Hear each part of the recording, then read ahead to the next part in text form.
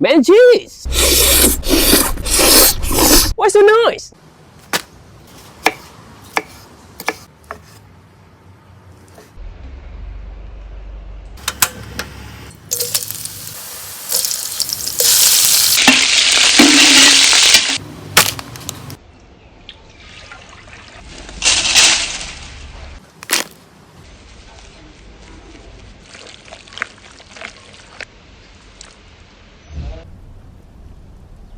Okay, dah siap kita punya mac and cheese. Nice.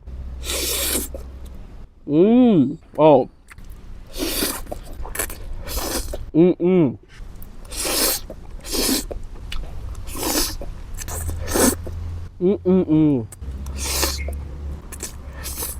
Saya cakap, rasa mac and cheese dia on top. Nice. Saya suka dia punya rasa mac and cheese daripada rempah seluruh ni. Nice. Untuk mac and cheese paling nice. Nice.